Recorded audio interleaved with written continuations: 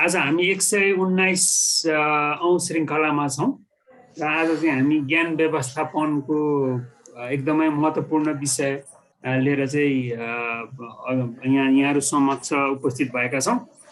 अब ज्ञान हाम्रो आजको प्रमुख वक्ता रामबाबु नेपालको बारेमा त अहिले म नवराज सरलाई केही कुरा राख्नको लागि अनुरोध पनि गर्छु।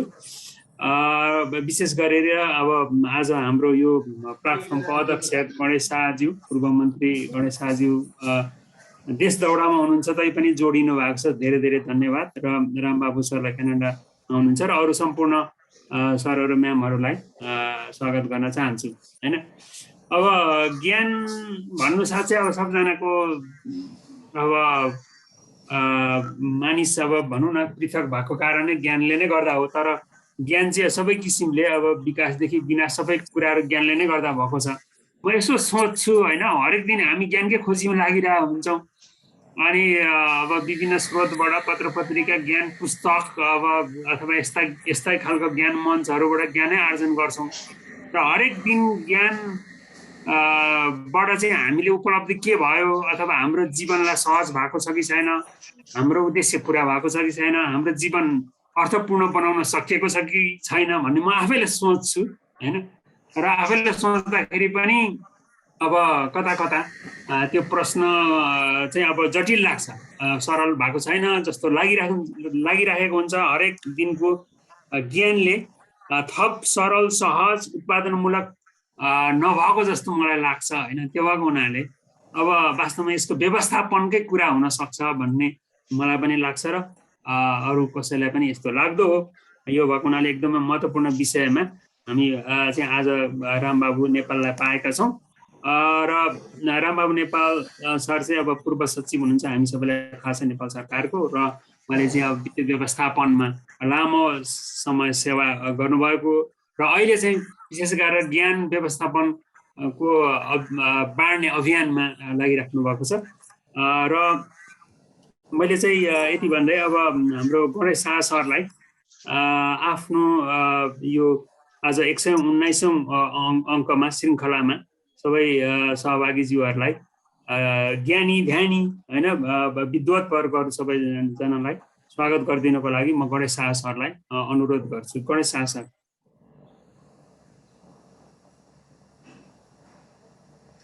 गणेश शाह सरको गणेश सर हुनुहुन्छ? गणेश सर हजुर म्युटमा हुनुहुन्छ, सुन्नु भएको छ हामीलाई? हेलो हजुर गणेश सर हजुर सर हजुर सुनिन्छ सर, सुनिन्छ सर। ल धन्यवाद जय सर। अब यो सबैजनाले म यो बिहानी लालबन्दीबाट गर्दैछु, मैले लालबन्दीमा छु। अब कहिलेकाहीँ यो देश घुम्यो भने अहिले नयाँ रूपमा 10 वर्षपछि गाउँ सहर हेऱ्यो भने अब भौतिक चिज चाहिँ धेरै बनेको देखिन्छ, तर हाम्रो ज्ञानको कुरोहरू चाहिँ अलिअलि कमजोर भएको जस्तो देखिन्छ जस्तो लाग्छ मलाई। के यो अहिले शिक्षक या अरू चिजहरू पुस्तकालय यस्तोहरू अलिक कमै देख्न पाइन्छ जस्तो लाग्छ। त्यसैले आज यो हामी ज्ञानमा आधारित ज्ञानको व्यवस्थापन कार्यक्रम गरिरहेछौँ। सबैजनालाई मैले यसमा त सबैजना ज्ञानमै काम गर्ने व्यक्तिहरू सबैजनालाई मेरो शुभ बिहानी भन्न चाहन्छु। सबभन्दा पहिले के हो भने ज्ञानको कुरा आउँदाखेरि जे जति ज्ञान हामीले नयाँ उत्पादन गर्न सक्यो भने यो इनोभेसन भनौँ अङ्ग्रेजीमा, या त्यसैले नयाँ चिजको खोजी ज्ञान दिन सक्यो भने चाहिँ नयाँ ज्ञानको खोजी गर्न सक्यो भने पहिलो त्यसैले नलेज जेनेरेट पहिले गर्नेतिरको एउटा टास्क मलाई लाग्छ। दोस्रो के हो भने नलेजको व्यवस्थापन, किनभने जो नलेज भए पनि हामीसँग धेरै कुरो इन्फर्मेसन नलेजहरू हुन्छ, तर we are not in a very good position to manage it. त्यसैले त्यसको व्यवस्थापन कसरी गर्ने बारेमा पनि मलाई लाग्छ आजभोलि हाम्रो धेरैजनाले धेरै कुरो चाहिँ इन्फर्मेसन हुन्छ, त्यसलाई इन्फर्मेसन र नलेजमा अलि डिफ्रेन्स पनि बुझ्न कहिले गाह्रो भइरहेको हुन्छ मलाई। त्यसैले त्यसलाई कसरी व्यवस्थापन गर्ने, त्यसलाई कसरी उपयोग गर्ने, र अझै भोलि नलेज त वर्ल्डमा धेरै जेनेरेट भएको छ र तर डिस्ट्रिब्युसन गर्न सकेका छैन जस्तो लाग्छ। खास गरेर निडी पिपुल, तल्लो पिपुललाई। त्यसैले मधेसतिर एउटा कहावत छ, धन सम्पत्ति बाँट्ने से घट्ता है, ज्ञान बाँट्ने से बढ़ता है। त्यसैले ज्ञान बाँड्ने कसरी, अरूहरूलाई पनि जोसँग ज्ञान छैन त्यतातिर यो सबैतिर चाहिँ मलाई लाग्छ त्यो ल। अस्ति चाहिँ अब हाम्रो नवराज खतिवडाजीले रामबाबु नेपालजीको पुस्तकको बारेमा चर्चा गर्नुभएको थियो। मलाई लाग्छ हामीहरू पनि त्यो पुस्तक हेर्नु होला। आज चाहिँ उहाँको प्रस्तुतिबाट लाभान्वित पनि होला। यति भनेर सबैजनाले फेरि स्वागत अभिवादन गर्दै म यहाँ कनेक्टिभिटी पनि पोर्छ, कहिले हराउँछ कहिले जान्छ। म त्यसै पनि कन्ट्याक्टमा बस्ने प्रयास गर्छु। सबैजनालाई पनि स्वागत अभिवादन गर्दै डाक्टर जय गुरुङजीलाई चाहिँ यो कार्यक्रम अगाडि बढाउनु गर्छु। धन्यवाद। हस्, धन्यवाद पूर्व मन्त्री कौँडे शाहज्यू, यो मञ्चको अध्यक्ष। र अब म ढिला नगरी हाम्रो आजको प्रमुख वक्ता रामबाबु सरलाई नै आफ्नो प्रस्तुतिको लागि अनुरोध गर्छु। अब हाम्रो नवराज सरले केही भन्न लाग्नु भएको? नवराज सर। जय सर, मलाई 2 मिनट समय दिनुस्। हस् हस् हस् सर, हस् हस्। पछि मलाई यो समय अलिकति नहोला कि जस्तो मलाई लागिरहेछ। त्यो भएकोले मैले एउटा यहाँ स्लाइड देखाइरहेको छु। त्यो चाहिँ यहाँ देख्नुहुन्छ जय सर? देखिन्छ सर। देखियो। मैले अब यहाँ सबैलाई मेरो नमस्कार। र मलाई यो आज मैले आदरणीय रामबाबु नेपाल सरलाई निमन्त्रणा गरेपछि यस्तो त्यहाँ क्यानाडामा अर्कै भूगोलमा समय यो पनि फरक छ। बेलुका राति 10-11 बज्न लागेको छ, 11 बज्न लागेको छ। त्यो भने यो समयमा आइदिनु भयो। म आदरणीय रामबाबु नेपाल सरलाई धन्यवाद दिन चाहन्छु। र यो मैले 2 शब्द रामबाबु नेपाल सरको बारेमा यहाँ मैले भन्नै पर्छ। त्यसो भएपछि हाम्रो सरको प्रस्तुति अझ हामीलाई चाहिँ नि त्यो बुझ्नलाई र यसलाई हामीले आन्तरिकीकरण गर्नको लागि सजिलो पर्ला भन्ने मलाई लागेर मैले यहाँ 2 शब्द केही राख्ने प्रयास गरेको छु। र सबैभन्दा पहिलो कुरा त उहाँको नेपाल सरकारमा यो विभिन्न ओहदामा बसेर चाहिँ लामो सेवा गर्नुभयो। त्यहाँ उहाँले देख्नुहुन्छ पछिल्लो सहसचिव को पदमा बसेर काम गर्नुभयो। र त्यस पछाडि यो संयुक्त राष्ट्र सङ्घका मातहतका विभिन्न निकायहरूमा काम गर्नुभयो। र उहाँको अर्थशास्त्र, वित्तीय व्यवस्थापन, अनुगमन, मूल्याङ्कन आदि विषयहरूको विधा छ। र त्यसमा म अब धेरै जाँदिनँ। खालि अहिले उहाँ आदरणीय रामबाबु नेपाल सर र उहाँको यहाँ हाम्रो आदरणीय ध्रुव नेपाल सर पनि यहाँ हुनुहुन्छ। उहाँहरू चाहिँ दाजुभाइ हुनुहुन्छ। र ध्रुव सर र रामबाबु नेपाल सरले एउटा ज्ञानबाबु नेपाल सामाजिक सेवा पुरस्कार भनेर एउटा पुरस्कार पनि यो दिनुहुन्छ समाजमा यो सेवा गर्ने र एउटा चाहिँ अभियन्ताको रूपमा काम गर्ने व्यक्तिहरूलाई। र यो कुरामा म यहाँलाई निवेदन गर्न चाहेँ। यो मैले एउटा 2टा श्लोक यहाँ देखाइरहेको छु, 2 हरफ।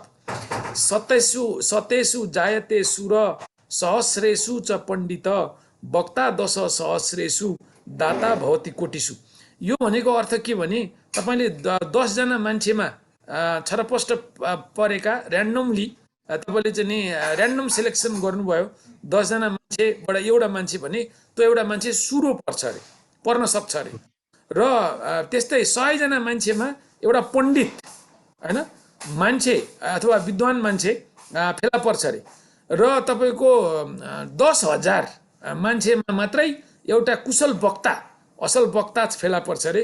र दाता भवति कोटिषु भनेको दाता भनेको मान्छे जसले दिन्छ, समाजलाई दिन्छ अथवा आफ्नो परिवेशलाई दिन्छ अथवा दान गर्छ, त्यो मान्छे चाहिँ करोडमा मात्रै एक हुन्छ अरे। सम्भवतः रामबाबु नेपाल सर विचार दानमा मात्रै होइन।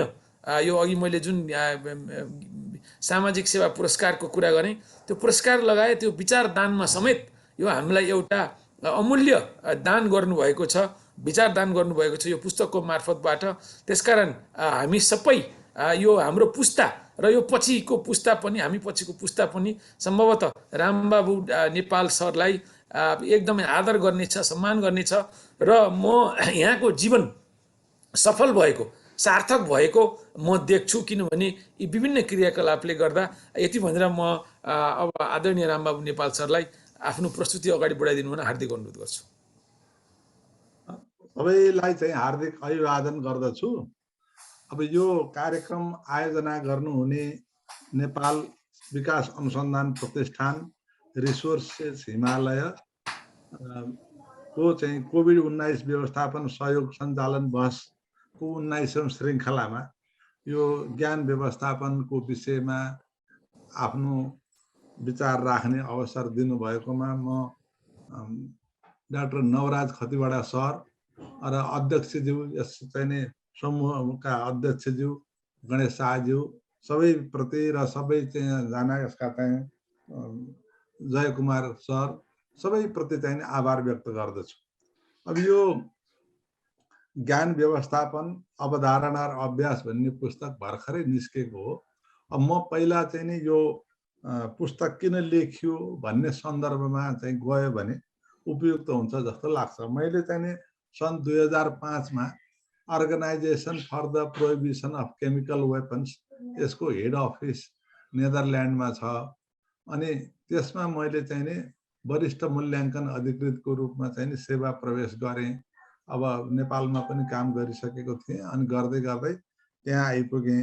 अनि आएको दोस्रो दिन चाहिँ नि त्यो संस्थाको चाहिँ नि ज्ञान व्यवस्थापन, ज्ञान हस्तान्तरण बारे चाहिँ धेरै समस्या महसुस गरेकोले त्यहाँको चाहिँ उच्च व्यवस्थापनले त्यसबारे चाहिँ के गर्न सकिन्छ भन्ने विषयमा चाहिँ नि अध्ययन गरेर चाहिँ नि सुझाव दिनको लागि चाहिँ नि जिम्मेवारी दियो मलाई। अब हामीलाई के लाग्थ्यो भने यो अन्तर्राष्ट्रिय संस्था भनेको त सबै चाहिँ नि राम्रो मानिसहरू आउँछन् र त्यहाँ चाहिँ नि निकै राम्रो हुन्छ होला भन्ने चाहिँ मनमा लाग्छ।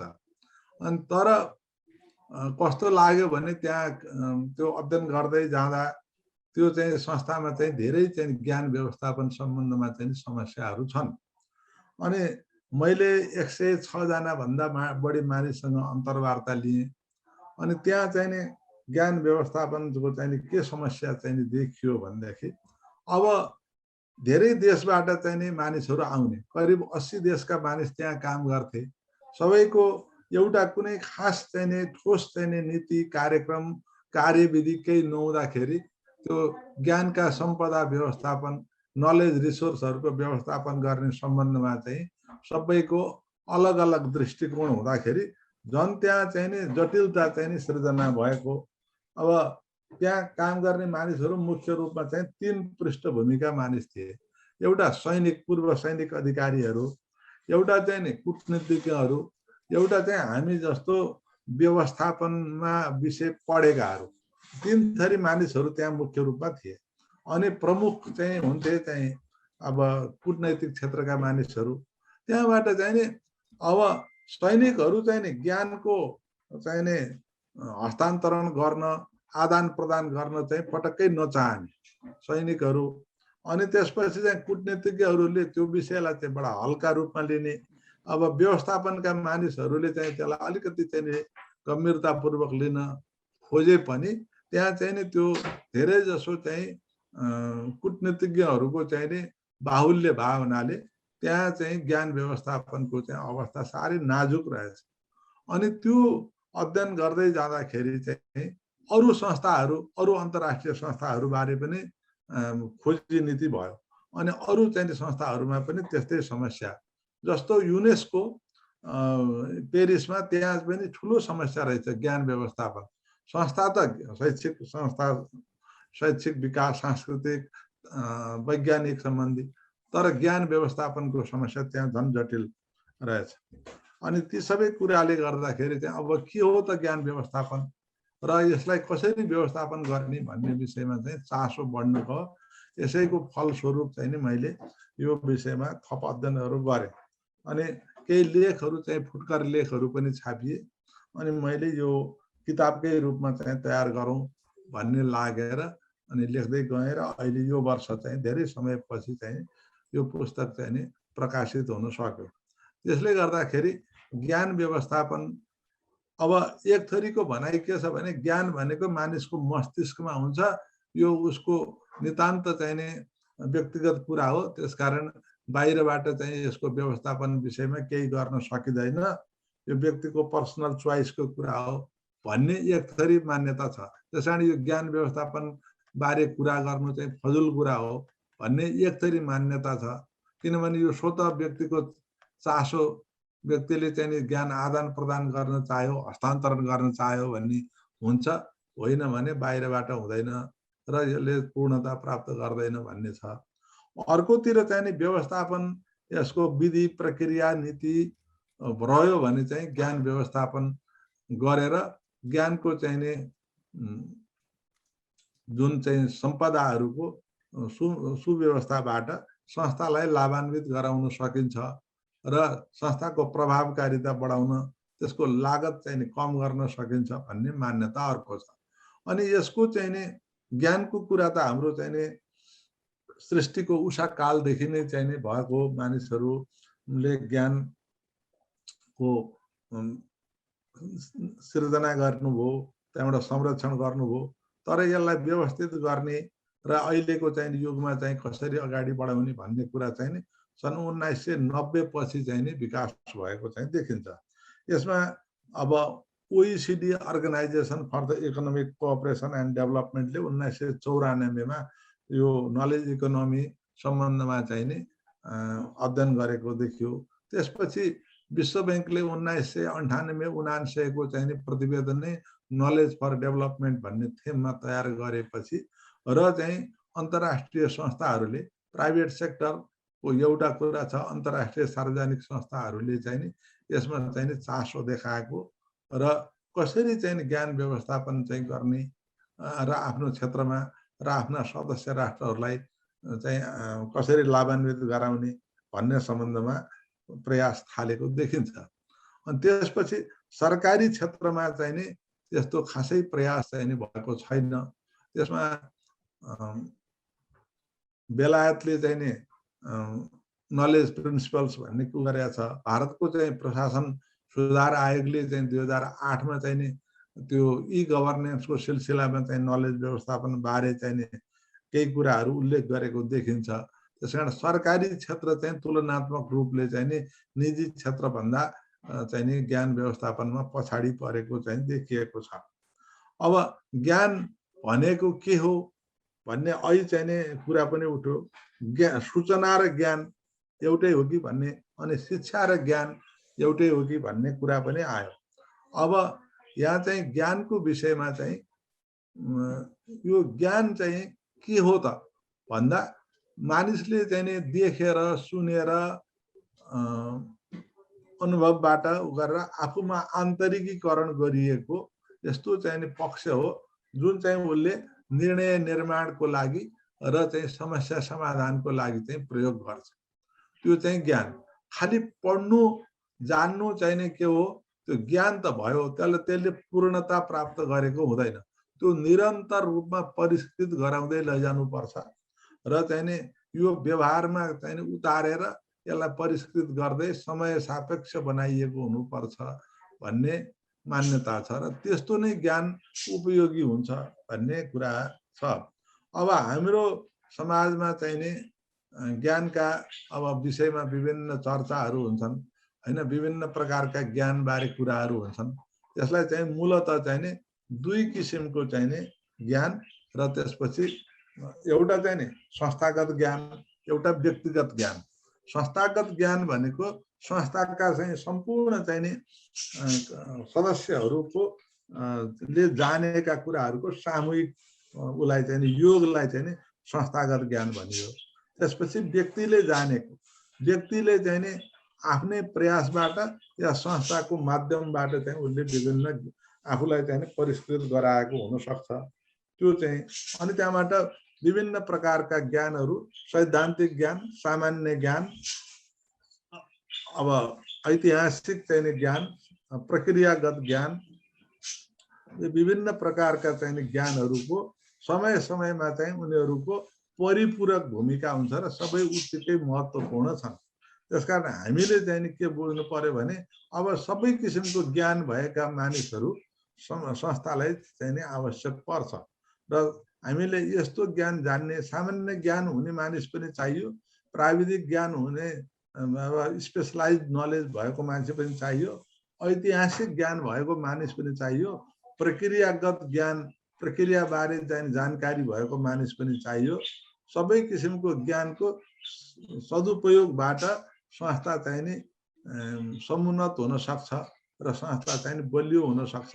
अनि ज्ञान किन चाहियो, ज्ञानको चाहिँ आदान प्रदान भन्ने विषयमा अब यो सामाजिक पक्षमा पनि चाहिँ ज्ञानको आवश्यक छ, अनि त्यसपछि आर्थिक पक्षमा पनि चाहिँ ज्ञानको आवश्यक छ। उत्पादन, विनिमय अनि उपभोग, यी सबै चाहिँ नि उत्पादनका प्रक्रियाहरूमा ज्ञान नभइकन हामीले त्यसलाई चाहिँ नि प्रतिस्पर्धी संस्थालाई प्रतिस्पर्धी बनाउन सक्दैनौँ भन्ने हिसाबले त्यसपछि यो पुस्तक चाहिँ 8 अध्यायमा चाहिँ नि 8 च्याप्टरहरूमा छ बाँडिएको छ। यसमा चाहिँ पहिलो च्याप्टरमा ज्ञानको चिनारी बारे चाहिँ कुरा गरेका छौँ। यसमा चाहिँ ज्ञानको वर्गीकरण र उपयोगिता, ज्ञान सोपान, खास गरिकन ज्ञान बारे बुझ्नुपर्ने कुरा के छ भने हाम्रो ज्ञानको 4 वटा चरण चाहिँ नि हुँदो रहेछ। अब एउटा चाहिँ नि हामीले आँकडा जुन र चाहिँ नि डाटाहरू चाहिँ नि हामीले सुन्छौँ, बुझ्छौँ, दैनिक रूपमा पत्र पत्रिकामा पढ्छौँ, त्यसलाई चाहिँ नि यो सबै कुरा हामीले थाहा पाएपछि यो मलाई उपयोगी हुन सक्छ भन्ने चाहिँ नि सामान्य चाहिँ मानिसलाई अनुमान हुन्छ। त्यसपछि चाहिँ नि तिनीहरूलाई सङ्कलन गर्ने, त्यसलाई चाहिँ नि मनले चाहिँ थाहा पाउने कुराहरू। त्यसपछि त्यो दोस्रो चरणमा चाहिँ नि आएर के हुन्छ, सूचनाको रूपमा चाहिँ हुन्छ। त्यसलाई अलिकति हामी मिलाउँछौँ, हामीले थाहा पाएका कुराहरू चाहिँ अब कुन कुरामा चाहिँ काम लाग्छ, मलाई यो आर्थिक क्षेत्रमा काम लाग्छ कि सामाजिक क्षेत्रमा काम लाग्छ कि प्रशासनिक विषयमा काम लाग्छ भनेर त्यसलाई चाहिँ नि फेरि पुनः प्रशोधित अवस्थामा लैजान्छौँ। त्यसपछि ज्ञान अनि अभिव्यक्त हुँदाखेरि चाहिँ नि हाम्रो विजडमको रूपमा चाहिँ नि अभिव्यक्त हुन्छ। त्यसकारण यो ज्ञानको विभिन्न चरणमा हामीले दैनिक रूपमा चाहिँ नि सुनेका, त्यसपछि मनले प्रशोधन गरेका, त्यसपछि चाहिँ नि त्यसलाई एउटा राम्रो सेप दिएको, त्यहाँबाट चाहिँ त्यसलाई अभिव्यक्त गरेको र कामको रूपमा रूपान्तरण गरेको, त्यो चाहिँ 4 चरण पार गरेपछि त्यसले चाहिँ पूर्ण रूप चाहिँ प्राप्त गर्छ भन्ने चाहिँ नि ज्ञानको बारेमा यसको चाहिँ विभिन्न चरणमा चाहिँ नि भनिएको छ। अब के को व्यवस्थापन गर्ने त भन्दाखेरि अब के भयो भने ज्ञानको व्यवस्थापन हुन्छ भन्दा एउटा चाहिँ नि मानिसको चाहिँ अनुभव अनि अभिलेख अनि प्रतिभा चाहिँ नि यो चाहिँ विभिन्न चिजको चाहिँ नि व्यवस्थापनबाट चाहिँ नि ज्ञानको व्यवस्थापन हुन्छ। यो ज्ञान व्यवस्थापनले समेट्ने कुराहरू चाहिँ छन् हगि। त्यहाँमा त्यसपछि चाहिँ नि अब हामी ज्ञान व्यवस्थापनको चाहिँ नि कतिवटा चाहिँ कार्यहरू हुन्छ भन्दाखेरि 4 वटा चाहिँ नि काम हुन्छ। एउटा चाहिँ नि पहिलो त ज्ञानको चाहिँ नि सृजना र सम्मिलन भन्ने चाहिँ छ।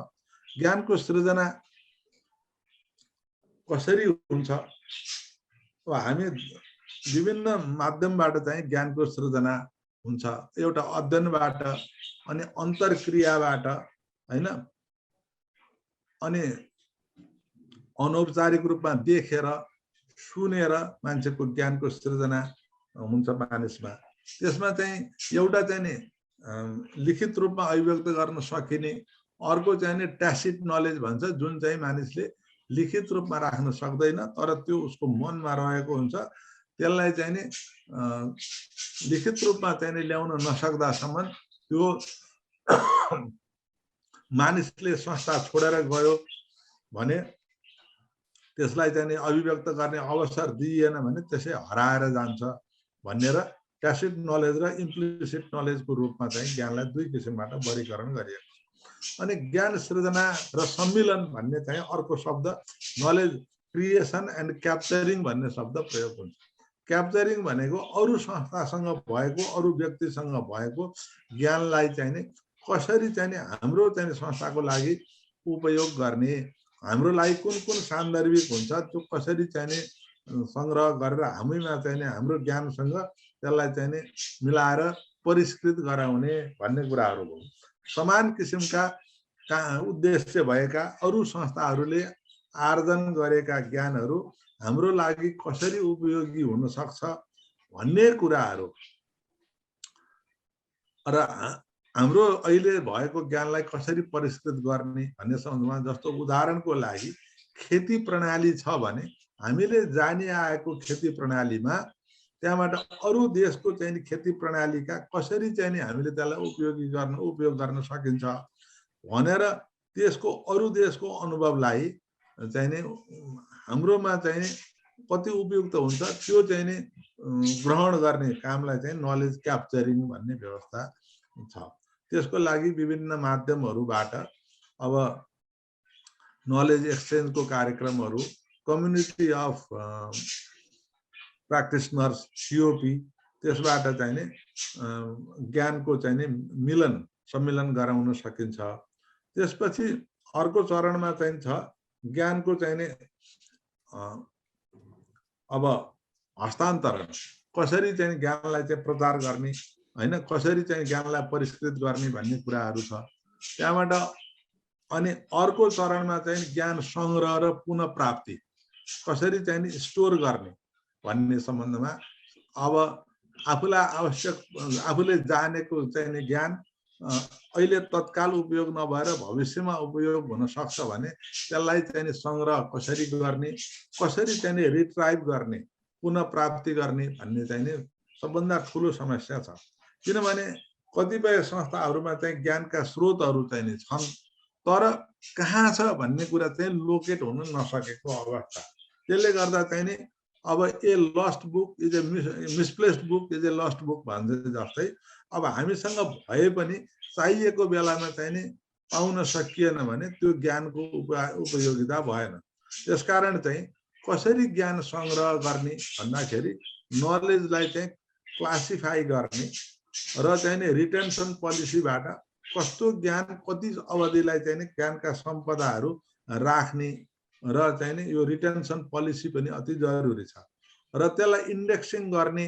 अब अहिले चाहिँ नि एउटा चाहिँ नि भौतिक रूपमा चाहिँ ज्ञान संग्रह गर्ने छ, अर्को डिजिटल प्रविधिबाट गर्ने कुरा छ भने अब भौतिक रूपमा चाहिँ राख्ने ज्ञान चाहिँ कागजी रूपमा राख्ने, भौतिक रूपमा चाहिँ फाइलमा राख्ने र अर्को चाहिँ इलेक्ट्रोनिक रूपमा राख्ने, दुईटै चाहिँ नि लाई चाहिँ कसरी राख्ने भन्ने सम्बन्धमा चाहिँ नि स्पष्ट प्रक्रियाहरू र त्यसको लागि चाहिँ नि इन्फ्रास्ट्रक्चर चाहिँ नि हुनुपर्ने।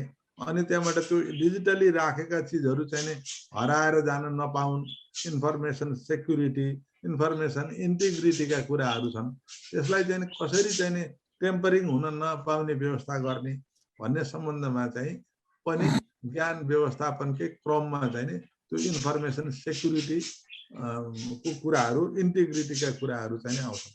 अर्को ज्ञान चाहिँ राखेको मात्रै छ तर चाहिँ नि अरूले चाहिँ नि आवश्यक पर्दा उपयोग गर्न नसक्ने छ, त्यसको बारे जानकारी दिने व्यवस्था छैन भने पनि त्यसको उपयोगिता चाहिँ हुँदैन। एउटा संस्थाले चाहिँ नि गरेका कामहरू अरूले थाहा पाउन सक्दैनन्। अर्को कुरो त्यहाँ अरूको चाहिँ नि सल्लाह सुझाव लिएर भविष्यलाई परिष्कृत पनि बनाउन सकिँदैन। त्यसकारण नलेज डिसेमिनेसन, प्रचार प्रसारका चाहिँ कुराहरू पनि त्यत्तिकै जरुरी छ। त्यसकारण चाहिँ नि ज्ञान व्यवस्थापनमा यी कार्यहरूलाई समन्वयात्मक रूपमा सञ्चालन गर्नुपर्ने भनेर चाहिँ नि अब यसमा इस्टाब्लिस्ड प्र्याक्टिसहरू चाहिँ नि छन्। अब कस्ता कुराहरू हामीले डिसेमिनेट गर्ने भन्ने कुरा संस्थाको नीति नियम अनुसार चाहिँ नि प्रकृति अनुसार कस्ता सूचनाहरू चाहिँ नि हामीले सार्वजनिक गर्न सक्छौँ, कस्तो चाहिँ नि संस्थाभित्र मात्रै गर्न सक्छौँ, कति ओपन गर्न सक्छौँ भन्ने चाहिँ नि नीतिहरू चाहिँ हुनुपर्छ।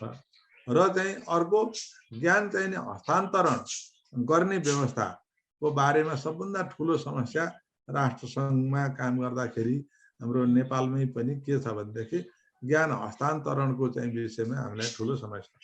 मानिसले जानेको ज्ञान वर्षौंसम्म काम गरेर चाहिँ आर्जन गरेको ज्ञान अर्को मानिसलाई चाहिँ भनिएन अथवा राम्रोसँग राखिएन भनेदेखि त्यो मानिसले छोडेर जाँदा त्यो हराएर जान्छ र त्यो ज्ञान आर्जन गर्नको लागि गरेको लगानी चाहिँ नि खेर जान्छ।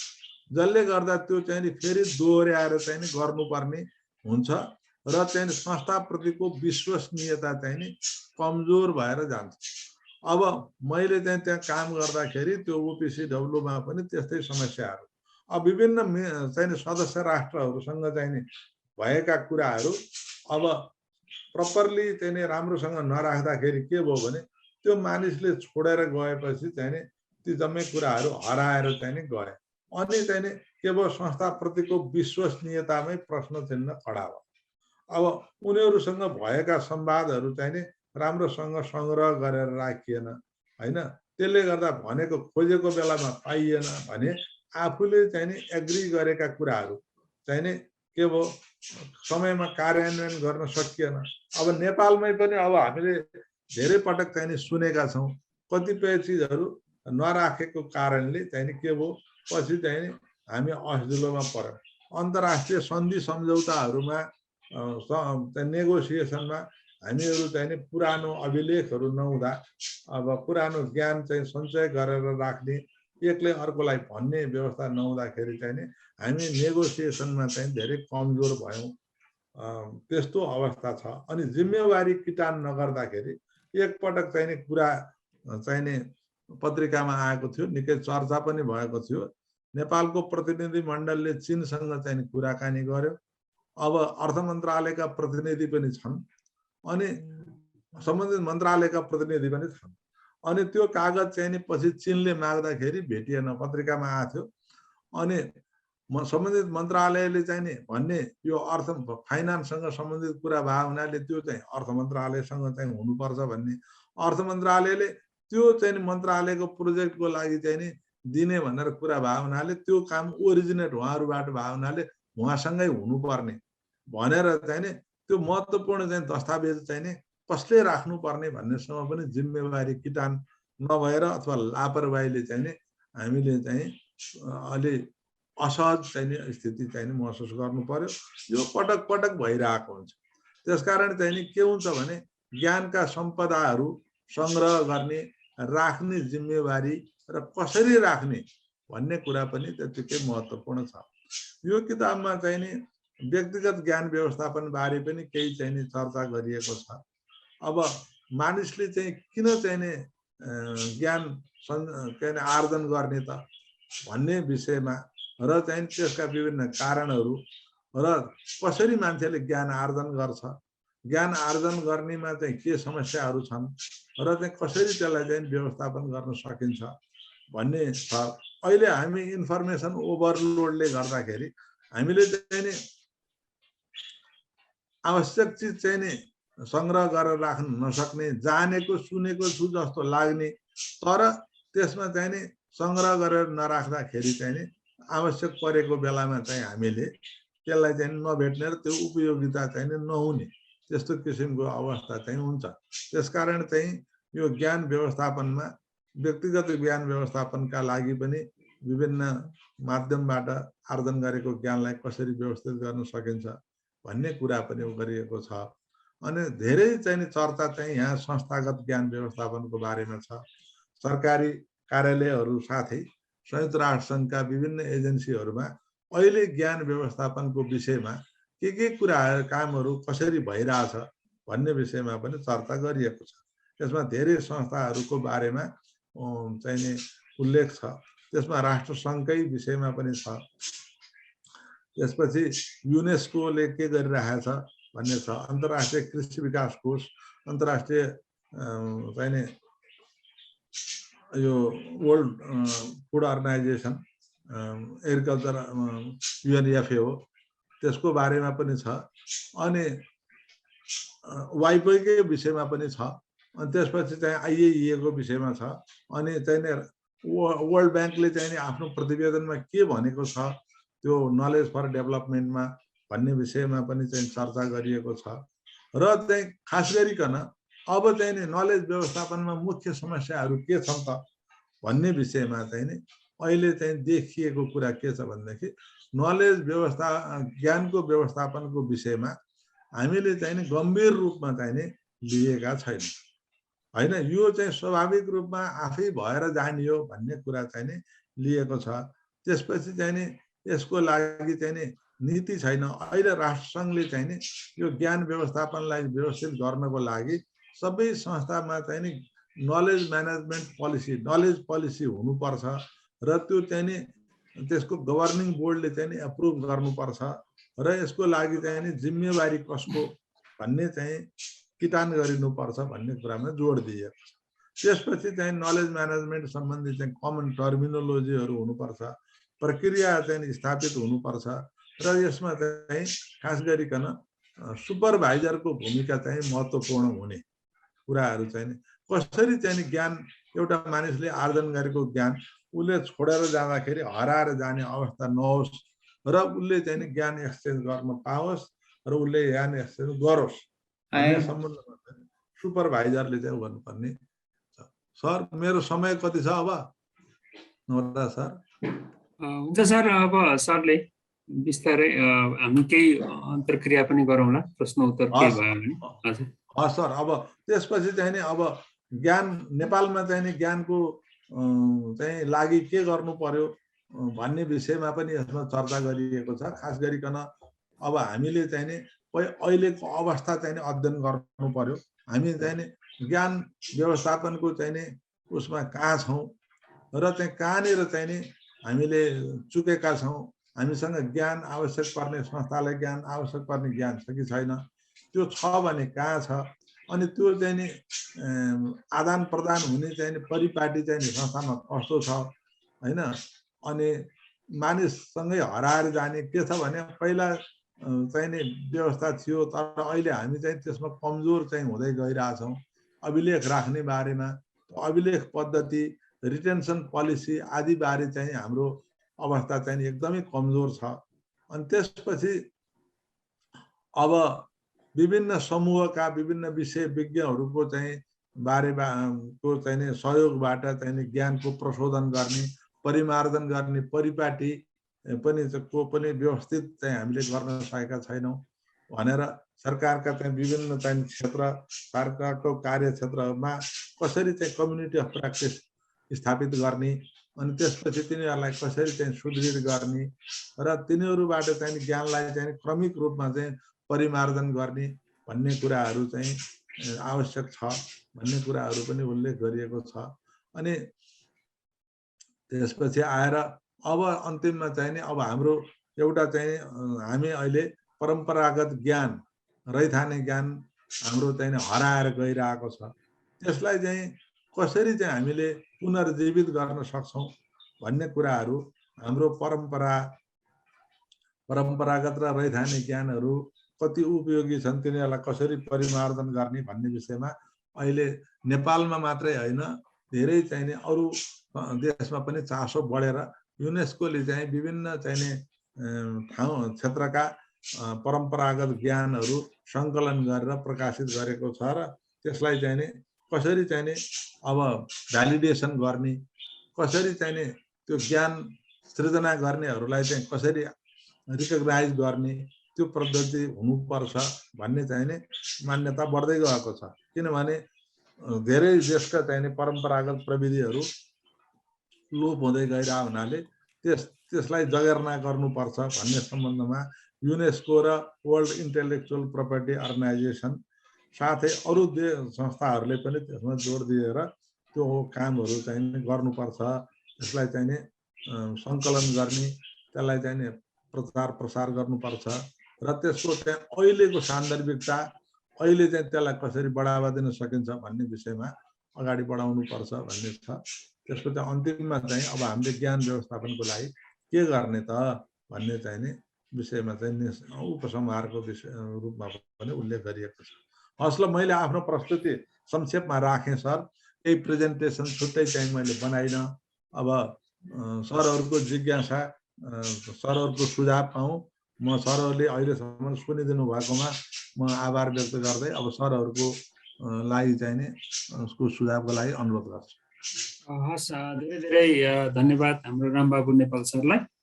एकदमै प्रष्ट र एकदमै महत्त्वपूर्ण पुस्तकको बारेमा चर्चा चाहिँ प्रस्तुति गरिदिनु भएकोमा र मलाई लाग्छ हामी सबैले आजैबाट यो ज्ञान व्यवस्थापन व्यक्तिगत र भनौँ न संस्थागत पनि यसलाई चाहिँ सुरु गर्नुपर्छ जस्तो मलाई आफैलाई चाहिँ एकदम महसुस भयो। र यो पुस्तक उपलब्ध कता पाइन्छ सर? यो पुस्तक कहाँ पाइन्छ? यो खास यो पुस्तक चाहिँ छापेको चाहिँ नि उसले हो सामूहिक व्यवस्थापन सेवा केन्द्र चाहिँ नि ले अब त्यहाँ पाइन्छ। अहिले हाम्रो चाहिँ यहाँ उपस्थित मेरो भाइ ध्रुव नेपालसँग सम्पर्क गर्यो भने त्यो किताब चाहिँ नि जुट्न सक्छ। जति पनि अब सरहरू उहाँ ध्रुवको नम्बर चाहिँ नि गरेर नवराज सरलाई चाहिँ नि त्यो सबै हुन्छ त्यहाँ उहाँले चाहिँ व्यवस्था गरिदिन सक्नुहुन्छ। नवराज सरलाई ध्रुवको नम्बर पनि थाहा छ, नभए म यहाँ पनि राखिदिन्छु अनि त्यसबाट चाहिँ जुट्छ। सामूहिक व्यवस्थापन सेवा केन्द्र बजारमा पनि उपलब्ध छ यो किताब। हस् सर, हस्, धन्यवाद सर सूचनाको लागि। अब म जिज्ञासा सुझाव अनि यहाँहरूको प्रश्न उत्तरको लागि चाहिँ म फ्लोर ओपन गर्छु र यो अब यो क्वेसन एन्सर अथवा सुझावहरूको सत्रको फेसिलिटेट गरिदिनुको लागि हामीले डाक्टर दिनेश भुजू सरलाई म अनुरोध गर्छु र यहाँहरूले चाहिँ हात उठाएर अथवा चाहिँ यहाँले प्रत्यक्ष क्वेसनहरू राख्न सक्नुहुन्छ। हजुर, डाक्टर दिनेश भुजू सर, नमस्कार। नमस्कार।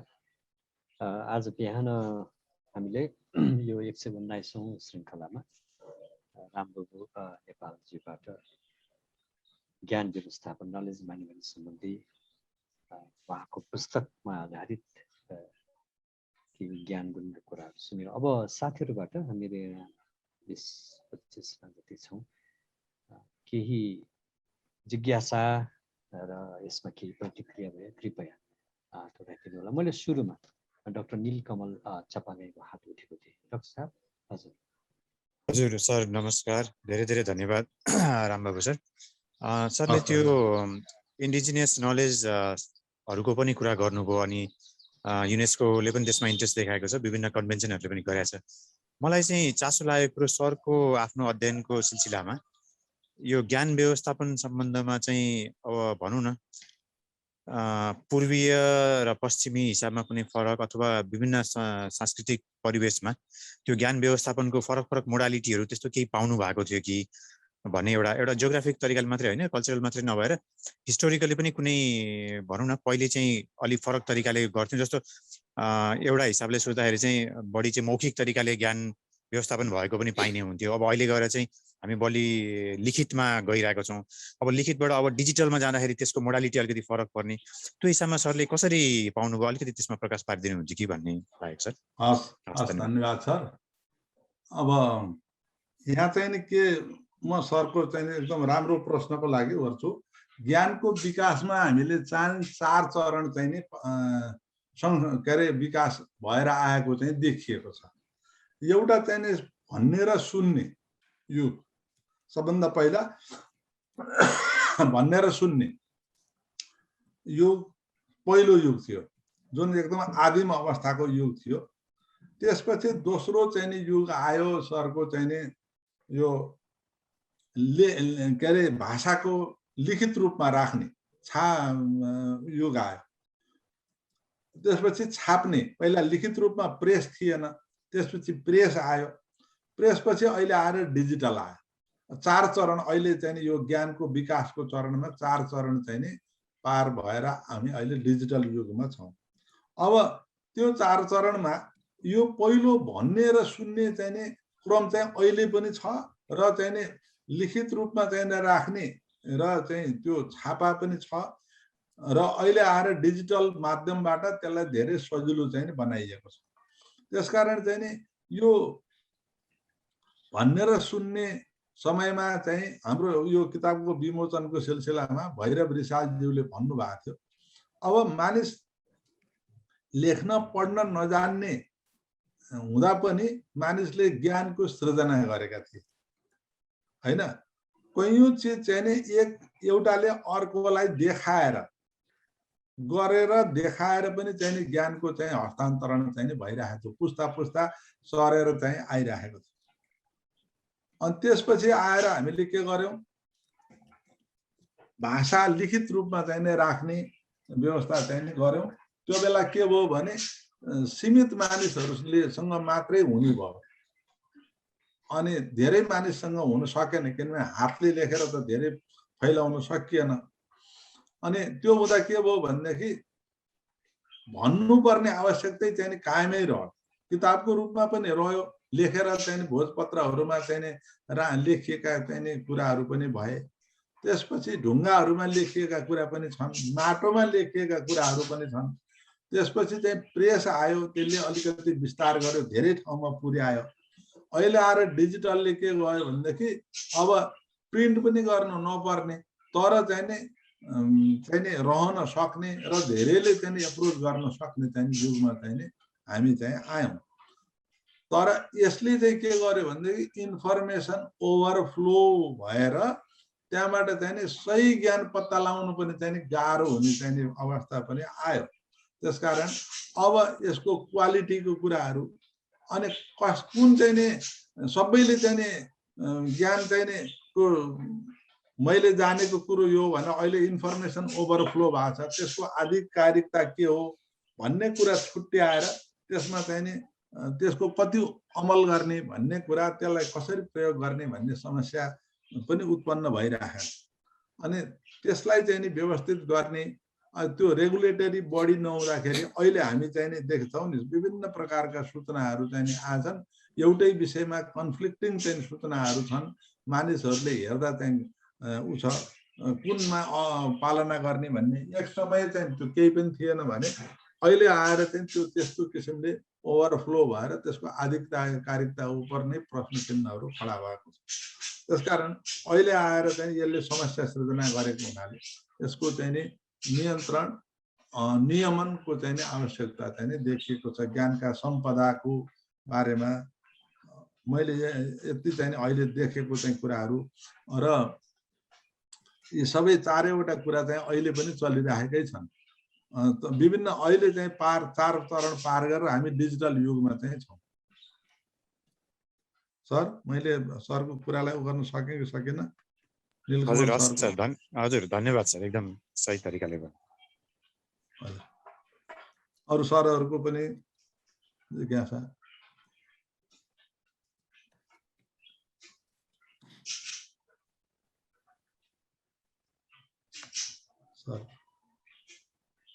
अरू केही प्रश्नहरू छ हजुरहरूको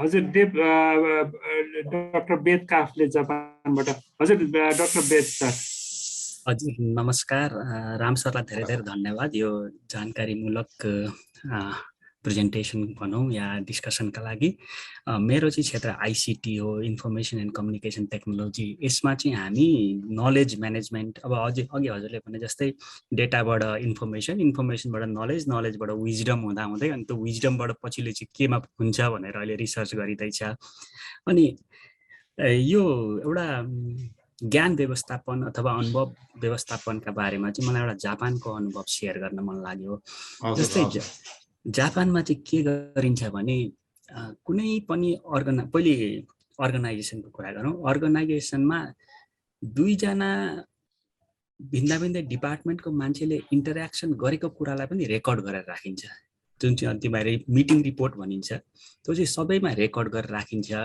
र त्यसपछि के हुन्छ भने अर्कोचोटि त्यही दुईटा डिपार्टमेन्टको बिचमा कुरा गर्नु पर्यो भने पनि पछिल्लो रिपोर्टलाई यस्तो भएको थियो है बाट सुरु गरिन्छ त्यो नगरी त्यो अगाडिको कुरोलाई रेफरेन्समा ल्याइएन भने त्यो यहाँ राम्रो मानिँदैन त्यसरी मिटिङमा यो त भयो अर्गनाइजेसन कुरा अनि अर्को जस्तै कुनै एउटा जस्तै स्कुलको केही कार्यक्रममा हाम्रा नेता मन्त्री प्रधानमन्त्री अथवा कोही कर्मचारी कोही उच्च ओहदाको मान्छेले गएर केही बोल्छन् र त्यो बोल्ने कुरा पनि यहाँ चाहिँ रेकर्डेड हुन्छ जस्तै स्कुलको अब दीक्षान्त समारोहमा आएर यहाँका मेयरले आज भने त्यो स्कुल कहिले स्थापना भयो 40 वर्ष 50 वर्ष अथवा 100 वर्ष अगाडि आएर मेयरले के बोले त्यो मेयरले बोले त्यो व्यक्ति केन्द्रित रेकर्ड भन्दा पनि यहाँ चाहिँ इस्यु केन्द्रित रेकर्ड हुँदोरहेछ भनेको इस्यु सेन्ट्रिक रेकर्ड अनि त्यसमा चाहिँ यो विषयमा आजभन्दा 50 वर्ष अगाडि कसले के बोलेको थियो भन्दाखेरि सरसँगले रेकर्ड चाहिँ निकाल्न सकिन्छ अनि यसको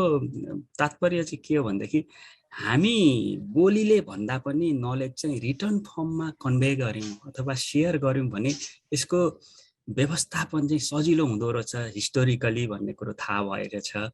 यही कुरो हामीले बिस्तारै नेपालमा पनि भनौँ न जानकारी फैलाउनलाई के गर्नु पर्ला, सरको अनुभव अथवा सरको विचार के छ यसमा बुझ्न मन लाग्यो।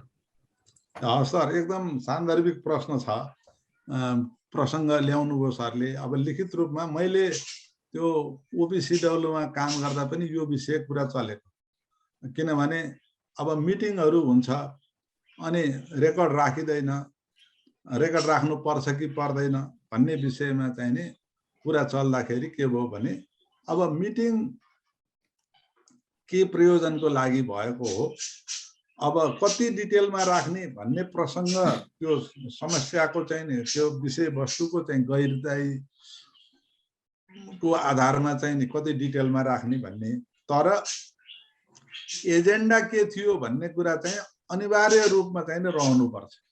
किनभने यो विषयमा हामीले छलफल गर्यौं, यो सहभागी थिए भनेपछि तिनीहरूसँग चाहिँ सोध्न सकिन्छ र चाहिँ नि मिटिङको हरेक मिटिङको लिखित रूपमा सबै चाहिँ नि कुरा राख्नुपर्छ कि पर्दैन भन्ने कुरा चाहिँ सुपरभाइजरले चाहिँ निर्णय गर्ने, कति डिटेलमा राख्ने भन्ने कुरा। तर यो मितिमा मिटिङ भएको थियो, छलफल यो विषयमा भएको थियो चाहिँ भन्ने कुरा चाहिँ राख्नुपर्छ भन्ने कुरा चाहिँ एउटा चाहिँ नि सर्वसम्मति भएको थियो।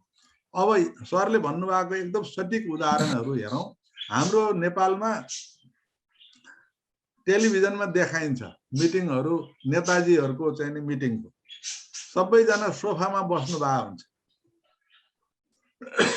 कसैको अगाडि कागज हुँदैन, पानीको बोतल हुन्छ खानलाई, तर मिटिङमा कसैले चाहिँ रेकर्ड गरेको हुँदैन। अनि के हुन्छ, मिटिङमा विभिन्न दलका मानिसहरू चाहिँ नि बसेर मिटिङ गर्नुहुन्छ, अनि निस्केपछि चाहिँ नि त्यो लिखित रूपमा नराख्ने कारणले के हुन्छ भनेदेखि पत्रकारलाई जानकारी दिँदाखेरि एकदम कन्फ्लिक्टिङ सूचनाहरू चाहिँ नि दिइराख्नु भएको हुन्छ। किनभने त्यो आजको मिटिङमा यो कुरा हामीले छलफल गर्यौं भनेर लिखित रूपमा राखेर कसले बोल्ने भन्ने कुरा नभएपछि अनि भोलिपल्ट फेरि सबैको आफ्नो आफ्नो बुझाइ भयो, अनि त्यहाँबाट भोलिबाट फेरि चाहिँ त्यही विषयमा फेरि चाहिँ नि दोहोर्याएर कुरा गर्नुपर्ने स्थिति चाहिँ नि छ। त्यसकारण यो त असाध्यै जरुरी छ, किनभने विषयवस्तुको गम्भीरता अनुसार हामीले के विषयमा छलफल गर्यौं र निर्णय के भयो भन्ने विषयमा र डिटेलमा कति जानुपर्छ भन्ने कुरा चाहिँ विषयवस्तुको गम्भीरता अनुसार चाहिँ कसले के भन्यो भन्ने कि निर्णय मात्रै लेख्ने भन्ने कुरा। तर लिखित रूपमा नहुँदाखेरि के हुन्छ भने त्यो काम रिपिटेडली गरिरहनु पर्ने, त्यसपछि आफ्नो आफ्नो बुझाइ फरक हुन सक्ने, अनि त्यसले गर्दा चाहिँ नि विवाद सिर्जना हुन सक्ने हुनाले लिखित रूपमा चाहिँ नि हुनु चाहिँ जरुरी छ।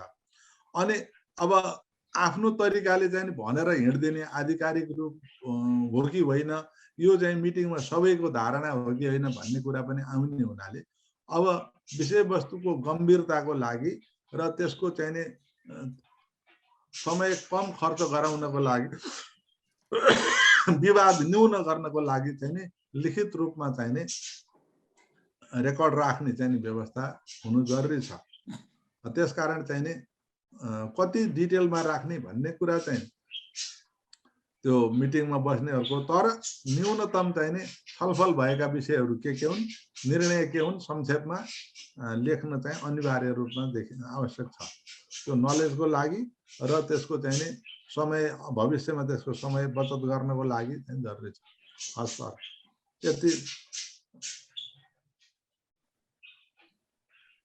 सरको प्रश्नको चाहिँ नि उ भयो कि भएन, समाधान भयो कि भएन सर? काफले सर धन्यवाद। होइन भयो सर, थ्याङ्क यू। धन्यवाद वेद सर।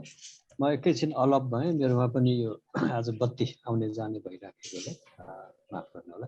अरू कोही साथीहरूको जिज्ञासा अथवा प्रतिक्रिया भएदेखि राखिदिनु हुन म आग्रह गर्न चाहन्छु।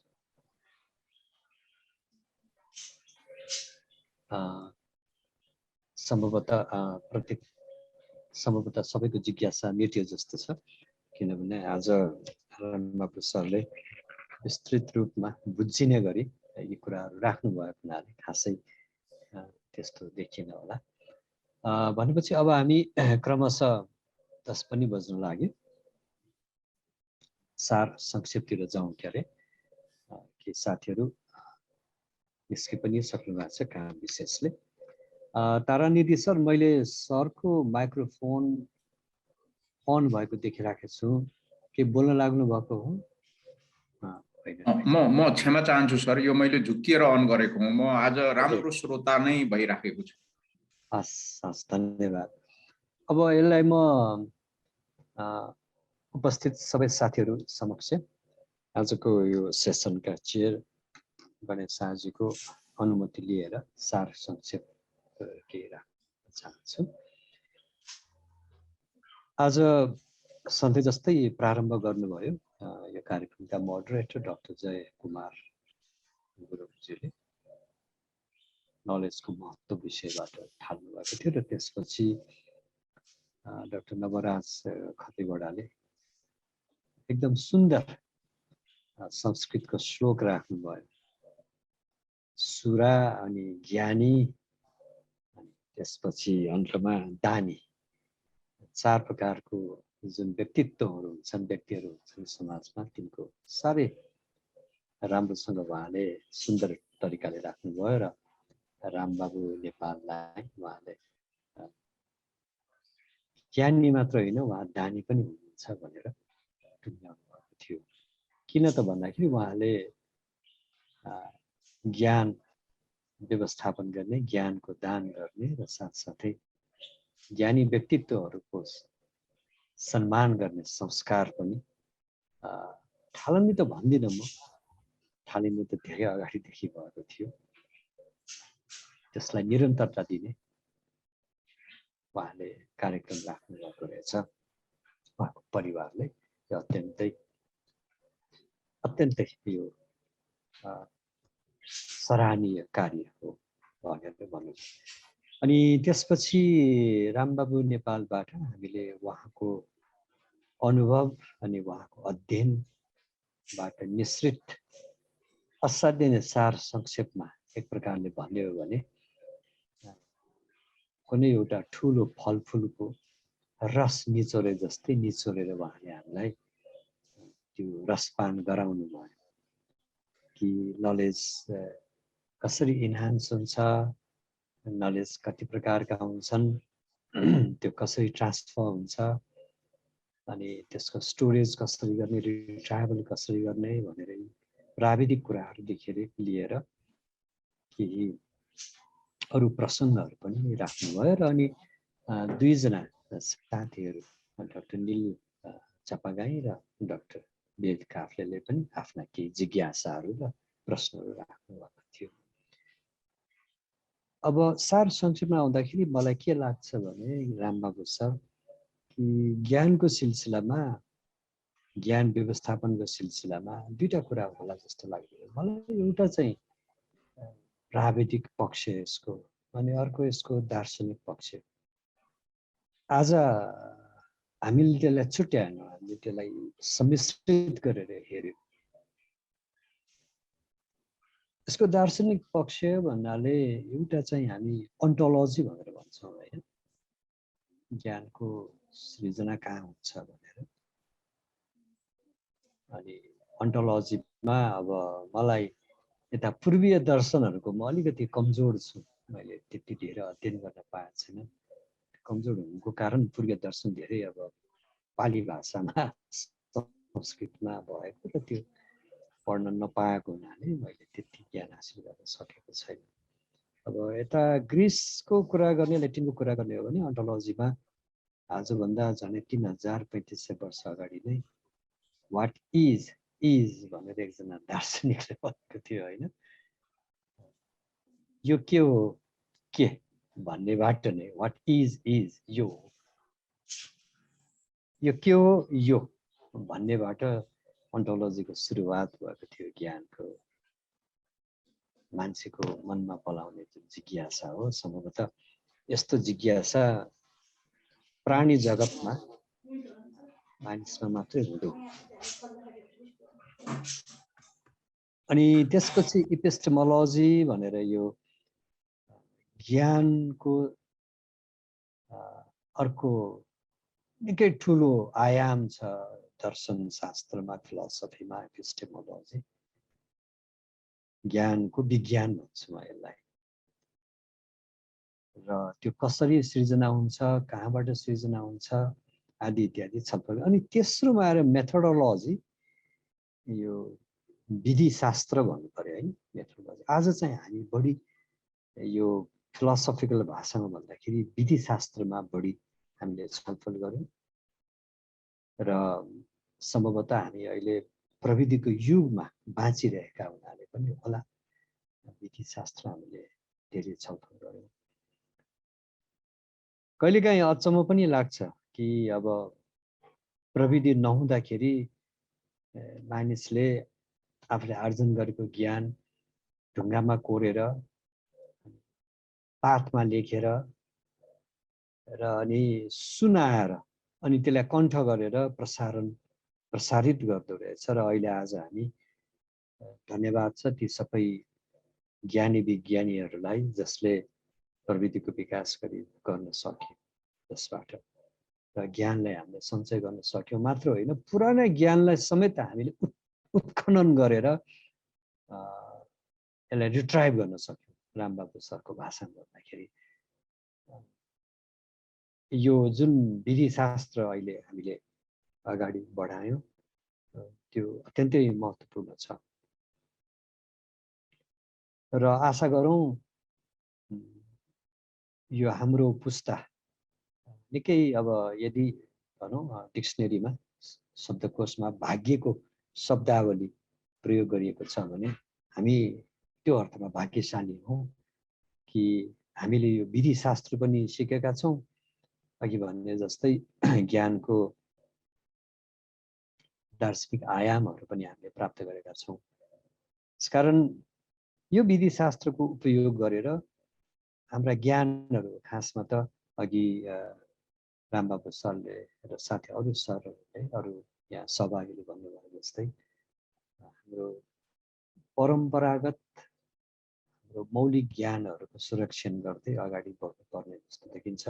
ढिला हुनु अगाडि यस उसले कि आउँदा पुस्ताहरूले हामीले के गर्यौँ भन्दाखेरि हामीले यो सेतुको काम गर्यौँ, यो ब्रिजिङ गर्ने काम गर्यौँ, पुलको काम गर्यौँ भनेर हामी हाम्रो पुस्तालाई सम्झेला के भने जस्तो लाग्छ।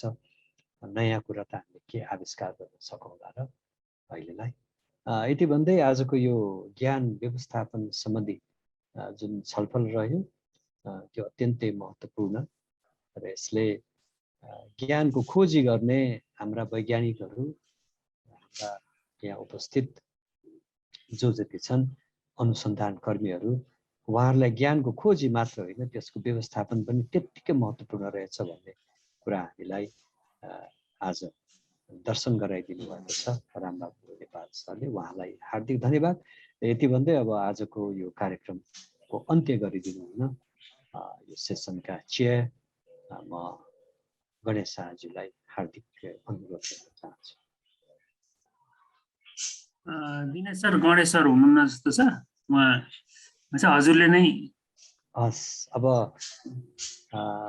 मैले नै अन्त गर्ने हो भनेदेखि उहाँकै गणेश शाहजीकै शब्दहरू पैँचुलिएर अन्त गरौँ कि शून्यलाई सुनको माला, भन्नेलाई फुलको माला। रामबाबु नेपाल, हजुरलाई फुलको माला मात्र हामीले टक्राउन सक्यौँ। सर एकदम धेरै धेरै खुसी छु। अब यो अवसरको लागि आभार व्यक्त गर्दछु, किनभने अब आफूले जानेका कुराहरू भन्न पाउँदा पनि मान्छेको मन हलुङ्गो हुन्छ नि। किनभने यो कतिपय चिजहरू भन्न नपाउँदाखेरि गुम्सिएर बस्या हुन्छ। त्यो कुरो चाहिँ नि भन्न पाउँदा मन हलुका हुन्छ। त्यो अवसर मिल्यो, मन हलुका भयो। र यो चाहिँ अवसर दिनुभएकोमा सरहरू सबैप्रति चाहिँ आभार व्यक्त गर्दछु।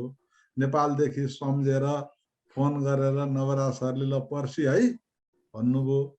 मैले हस् सर भनेर भने अब यो अवसर साँच्चै नै खुसीको कुरा हो। सरहरूसँग चाहिँ नि भेट हुन पाइयो, सरहरूले कुरा सुनिदिनु भयो, सरहरूको प्रश्न चाहिँ नि आयो, मैले कति गर्न सकेँ। अब मैले चाहिँ नि यो जाँदा जाँदै हाम्रो चाहिँ नि यही रामबाबु ज्ञानु सामाजिक सेवा पुरस्कार कोष भन्ने संस्था छ। त्यसमा चाहिँ हामीले यो 70मा स्थापना भएको 71 देखि पुरस्कार दिन लागेको हो। सामाजिक सेवाको क्षेत्रमा उत्कृष्ट काम गर्नेलाई प्रत्येक वर्ष एउटा 2 लाखको र अर्को 1-1 लाखको गरेर 3 वटा पुरस्कार चाहिँ दिने गरिआएका छौँ। अनि त्यसको लागि सरहरूको चाहिँ दृष्टिमा उत्कृष्ट काम गर्ने सामाजिक संस्थाहरू चाहिँ नि भएमा सरको वरिपरि अब सरको ज्ञान चाहिँ नि सरको ज्ञानमा त्यो चाहिँ कुनै संस्था त्यस्तो उत्कृष्ट काम गर्ने छ भनेदेखि हामीसँग 100 भन्दा बढी संस्थाको सूची नभएको होइन छ, तर हामी यसलाई एकदम बृहत बनाउन चाहन्छौँ। त्यसले गर्दाखेरि कतिपय संस्थाको बारेमा पत्र पत्रिकाबाट प्रकाशमा नआएको पनि हुनसक्छ, काम चाहिँ राम्रो गरिरहेको हुनसक्छ। सरको वरिपरि भएका संस्थाहरूले पनि त्यस्तो चाहिँ नि छ भने त्यो संस्थाको नाम र चाहिँ नि सम्पर्क नम्बर भयो भने बाँकी काम हामीहरू आफै गर्छौँ। फलानु ठाउँमा यस्तो संस्था छ है, फलानालाई सम्पर्क गर्नुभए हुन्छ भनेपछि चाहिँ एउटा चाहिँ सम्पर्कको माध्यम ठेगाना र फोन नम्बर भयो भने हामी आफै सम्पर्क गर्छौँ र चाहिँ प्रत्येक वर्ष चाहिँ हामीले अब अहिले कोभिडले गर्दाखेरि अलिकति ढिलो भएको छ, नत्र भने हामीले सामाजिक सेवा दिवसको अवसर पारेर असोजमा चाहिँ यो पहिलो हप्ता चाहिँ यो पुरस्कार दिने गरिआएका हौँ। अब 7 वर्ष दियो, अब यो 8औं वर्ष चाहिँ दिनुपर्ने बेला हुँदैछ। सर यति निवेदन गरेँ मैले। हस्, धन्यवाद रामबाबु सर। हाम्रो तर्फबाट यहाँलाई सहयोग अवश्य पनि हुनेछ।